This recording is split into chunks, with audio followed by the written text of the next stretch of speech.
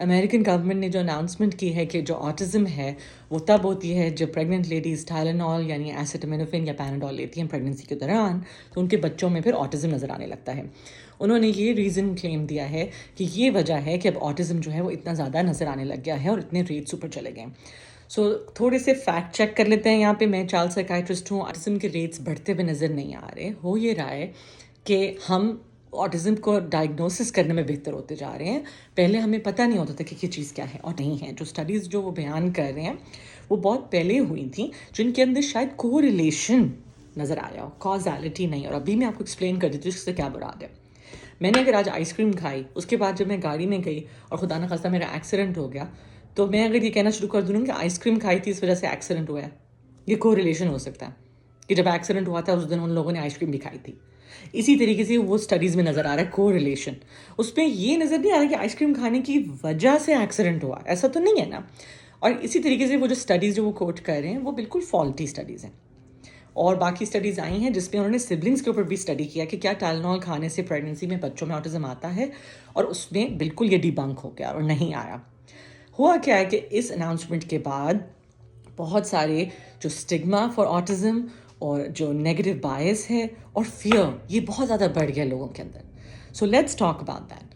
Autism neurodivergence ہے، کوئی بہت بھیانک چیز نہیں ہے. یہ اس سے کوئی بہت گھبرانے والی چیز نہیں ہے. بیسکلی ایک اسپیکٹرم کے اوپر لوگ تھوڑی different neurologically different social engagement کے ساتھ پریزنٹ کر سکتے ہیں.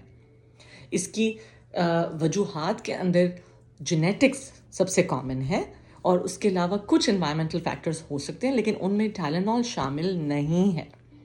بہت میجر کمپوننٹ جینیٹکس کا ہے، جینز میں ہے. اگر فیملی کے اندر آٹزم آ رہی ہوتی ہے تو وہ بچوں میں بھی آ سکتی.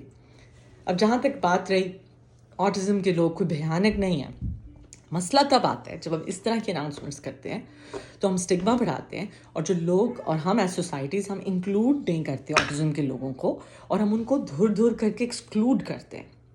تب ہم ان کے لیے وہ پرابلمس کریٹ کرتے ہیں of feeling excluded, not feeling included. جیسے ہم کوئی اچھوت ہے، ہم کوئی عام سوسائٹی کا حصہ نہیں ہے، جبکہ یہ لوگ بہت کریٹیو ہوتے ہیں، بہت سارا ڈفرینٹ پرسپیکٹیو لے کر. بہت سے لوگ آٹزم اسپیکٹرم کے اوپر بہت بھرپور اور نارمل زندگی گزارتے ہیں، لیکن اس طرح کی جب اسٹیٹمنٹس آتی ہیں، اناؤنسمنٹس آتی ہیں، تو پھر یہ اسٹگما کو بڑھاتی ہیں اور اس کنڈیشن کے اندر مزید کمپلیکیشنس کریٹ کرتی ہیں جب لوگ ان کو کچھ عجیب سمجھتے ہیں، خود سے دور کرتے ہیں، انکلوڈ نہیں کرتے.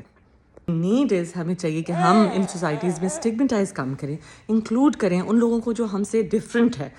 تب ہم اسٹگما سے دور ہوں گے، اور تب ہم مزید پرابلمس کریٹ کرنا بند کریں گے for people on the spectrum. اور